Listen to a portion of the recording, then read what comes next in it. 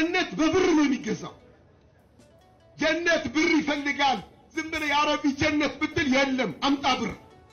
ብር አምጣ ነው ጀነት የሚሰጥህ። ብር ከሌለ ጀነት የለም። ልብ ብላችኋል። ሰላት ለመስገድ ብር ያስፈልጋል አያስፈልግም? አያስፈልግም? ያስፈልጋል ብር። ብር ከሌለ ጀነት የለም። አየህ፣ ጀነት ምን ይፈልጋል? ብር ይፈልጋል። ጀነት ብር ይፈልጋል።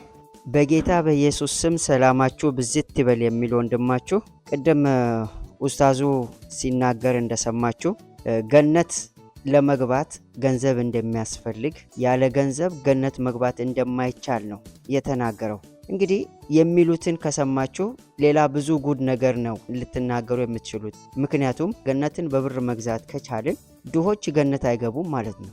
ወይም ደግሞ ከሙስሊሞችም ለማኝ የሆኑ ሙስሊሞች ገነት አይገቡም። ክፍል አንድን እንዳየን ገነት ለመግባት ነጭ መሆን አለበት። ጥቋቁር የሆኑ የአዳም ዘሮችን አላህ እንኳን ወደ ሲኦል እንዲገቡ ብሏል እንጂ በገንዘብ ገነት ትገባላችሁ አላለም።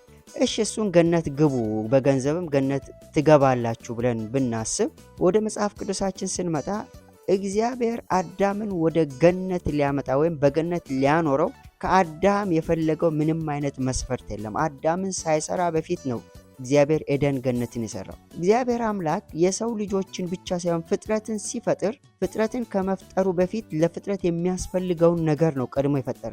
ለምሳሌ አሳን ሳይሰራ በፊት ውሃን ሰርቷል። ያለ ውሃ አሳ መኖር ስለማይችል። አትክልትን ሳይፈጥር ዛፎችን ሳይፈጥር በፊት መሬትን ፈጥሯል።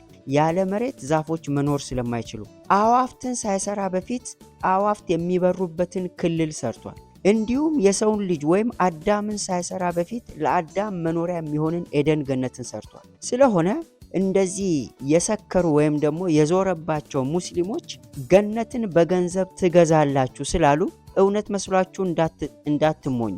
ገነት በገንዘብ ሳይሆን የሚገዛው እግዚአብሔር ያዘጋጀልንን እውነተኛውን የእግዚአብሔርን ሐሳብ ስንረዳና በእግዚአብሔር ፈቃድ ውስጥ ያለውን እግዚአብሔር ወደ መንግሥተ ሰማያት ወይም እናንተ ሙስሊሞች የምትሉትን ወደ ገነት ለመግባት ያዘጋጀውን እውነተኛውን መንገድ ስትረዱ ብቻ ነው እንጂ ገነት በገንዘብ አይገዛም።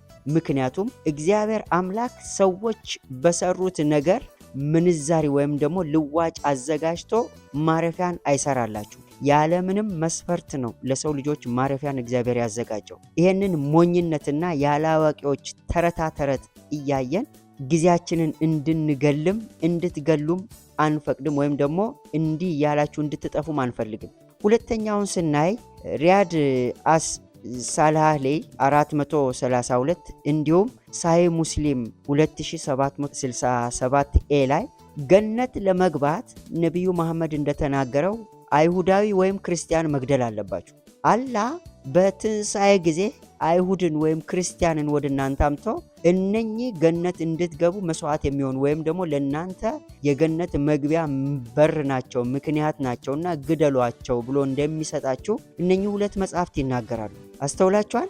ገነት ልትገቡ እኔን መግደል አለባችሁ ማለት ነው። ወይም አንድ ክርስቲያን አሊያ አንድ አይሁድን መግደል አለባችሁ። የእናንተ አላህ ነፍሰ ገዳይ ነው። ነፍስን በመግደል ነው እናንተን ትድናላችሁ የሚለው። ስለሆነ ወደ መጽሐፍ ቅዱሳችን ደግሞ ስንመጣ ኢየሱስ ነፍሱን ሰጥቶ ነው። ነፍሱን ስለ በጎች አኑሮ ነው። ስለ እኔና ስለ አንተ ሞቶ እሱ የሞተውን ስለ አንተ የከፈለውን ዋጋ አምነህ እሱ የረፍት ምክንያት እንደሆነ ስትቀበለውና ራስን ለሱ ስታስረክብ የእግዚአብሔርን መንግስት ክርስቲያኖች እኛ እንደምንል እናንተ ደግሞ ገነት የምትሉትን በነፃ ታገኘዋል እንጂ ሰውን ገላህ አይደለም። ነፍሰ ገዳዮች የእግዚአብሔርን መንግስት አይወርሱም መጽሐፍ ቅዱሳችን ይላል እንጂ ሰው ገለ ገነት ትገባለህ አይልም። ላንተ አንተ ሳታውቀው የሞተልህና እኔን የሰራውልህን ስራ በማመን ረፍትን አግኝ ያለው ኢየሱስ አለ። ዛሬም ሙስሊም ወንድሞችና እህቶቼ ይሄ ጌታ የእናንተ ጌታ ነው። ይሄ ጌታ የዚህ ምድር ቆይታችሁ እስኪያበቃ ድረስ የማረፍን እድል ይሰጣችኋል፣ ወይም የዘላለምን መንግስት እንድትወርሱ እድል ይሰጣችኋል። ዛሬም ይሄን ቪዲዮ እንድትሰሙ እግዚአብሔር እድሉን ሲሰጣችሁ እንድታርፉ የማረፊያን መንገድ እንድታገኙ ስለፈለገ ነው። ይሄ ደግሞ ጌታ ኢየሱስ ነው። እኔ እውነት ሕይወት መንገድ ነኝ ብሏል። ያለሱ ወደ አብ መድረስ አይቻልም። ያለሱ ረፍት ማግኘት አይቻልም። እኔ ትንሣኤና ሕይወት ነኝም ብሏል ዮሐንስ ወንጌል ላይ መጽሐፍ ቅዱሳችን እንደሚናገር። ኢየሱስ ሕይወት ነው። ኢየሱስ ትንሣኤ ነው። በቂያማ ቀን ወይም በትንሣኤ ቀን ሕይወት ሊሆናችሁ የሚችለውና እሱን በሕይወት በዚህ ምድር እያላችሁ ስትቀበሉ ለትንሣኤያችሁ ምክንያት የሚሆን እሱ ነው። ከፍርድ የምታመልጡበት መንገድ ኢየሱስ ብቻ ነው። ስለሆነም ወደ ሞት እንዳትሄዱ፣ ወደ ፍርድ እንዳትሄዱ ዛሬ ጥሬን አቀርባለሁ። ኢየሱስ ዛሬም ይወዳችኋል። ኑ እረፉ ይላችኋል። እሱ ያሳርፋችኋል።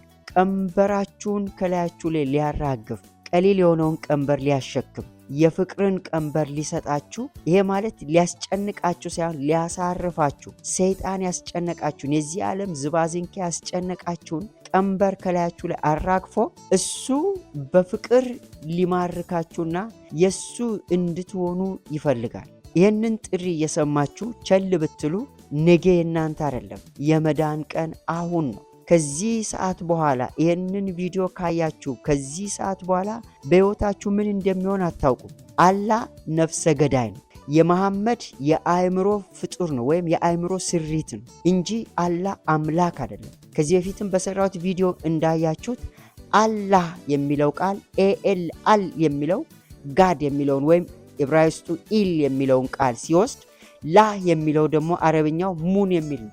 አላህ የጨረቃ አምላክ ማለት ነው። ይሄ ማለት ጣዖት ነው።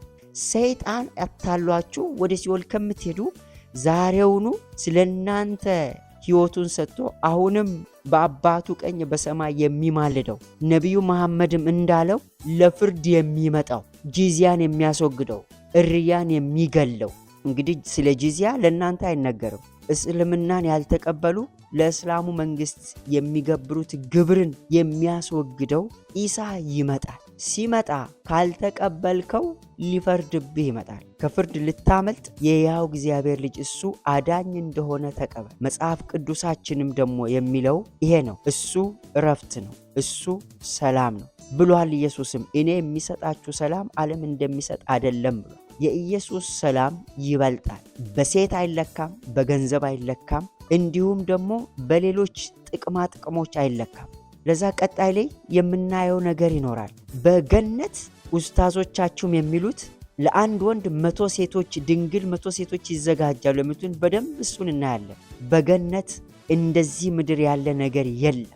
መለኮት የሚገለጥበት እኛም ድካም የማይነካካንን አካል ለብሰን ከክርስቶስ ጋር ለዘላለም ልንኖር ስለሆነ ያለው ይሄ ጌታ ለዘላለም ሊያሳርፋችሁ ይፈልጋልና ወደዚህ ጌታ መታችሁ ረፉ።